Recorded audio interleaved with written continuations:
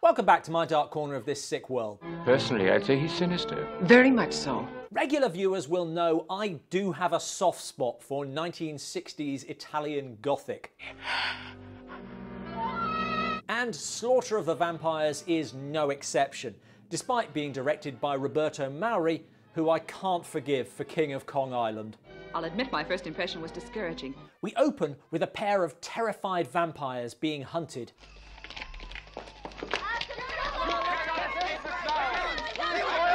Fortunately for the vampires, the mob is terrible at searching. They're not here. It's just as well for them they're not. Unfortunately, the vampires are equally terrible at escaping. Look, there they are! They're getting away!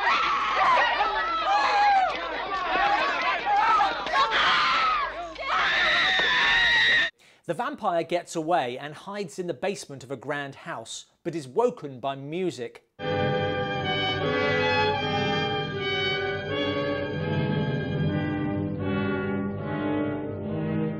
Played by Louise, who is then distracted by a rogue theremin.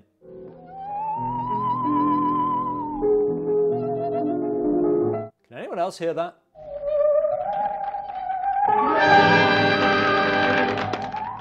The vampire gate crashes and dances with Louise,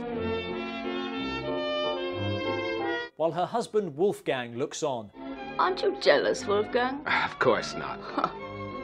You probably should be. Louise is smitten. Don't ever go away. And it's easy to understand why. I'm here to offer you a life of passion.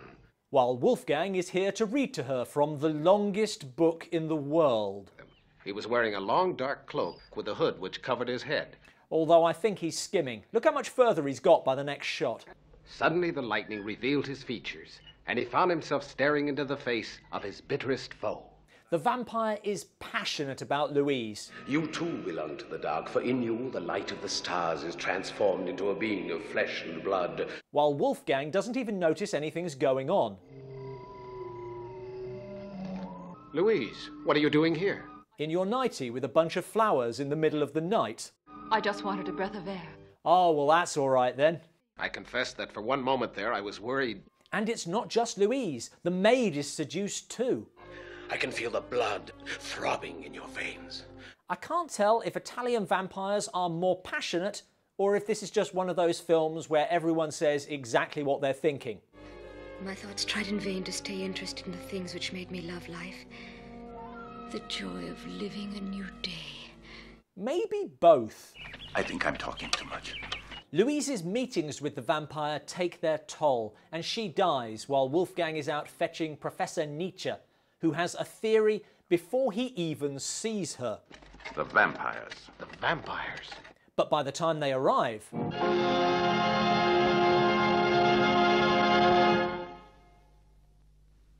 She's gone. What's happened? I don't really think this is a bad film, but it is very silly. And it gets worse from here on as they hunt for the vampires. And this must be done before daybreak. Look at the window. It's clearly day, and this continues during the hunt. It's almost dawn and still nothing has appeared. 20 seconds later... Soon, under cover of darkness, the two vampires will leave their lonely tombs in search of the only food that can keep them alive. Human blood. Then there's the hunt itself. Who'd have thought a coffin would be hard to find? Oh, must be cunningly hidden. Wolfgang, the governess, and the child are in mortal danger.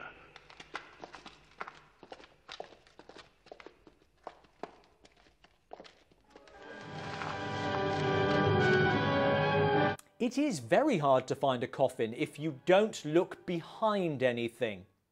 Now the film suddenly throws in some character building from nowhere. Because all that counts with you is to realize your ambition, to impress your friends and prove your brilliance. Firstly, there's been no hint of this. Secondly, you met this guy yesterday. That's some very specific guesswork. Once again, I have to ask your forgiveness. We also get an attempt to raise the stakes. The moment has come at last, when vampires will disappear from the earth. Oh, there's just this one, is there? Shouldn't be a problem then, because hiding remains his weakness.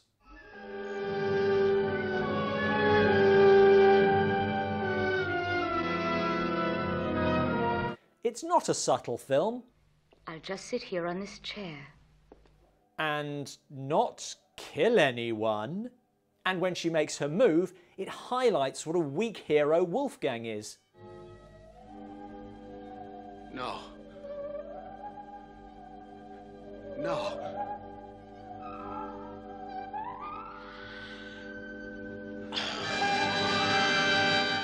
But to be honest, the bad guys know better. Look how he reacts to the death of his bride.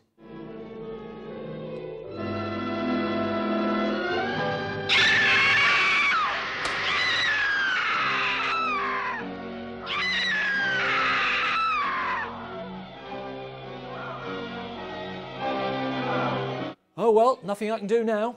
It's terrible. I also really question why they keep a little girl in the house throughout the vampire attacks. She won't be hurt. We mustn't let them out of our sight. Oh, she's bait. Now it makes sense. And with her unknowing help, the vampire is killed with a gate. And the kid's fine. We must be very careful that what happened to her last night should not affect the development of her tender young mind. Oh, I can't imagine that. But small children quickly forget. Yes, I'm sure the sight of someone being impaled and disintegrating into a skeleton won't become a traumatic nightmare buried in her psyche that prevents her from walking past a fence without having flashbacks. But you ought to realize that I, for one, have had enough of this comedy. Fun film. Come now, let's go and hear my wife play. Thanks for watching.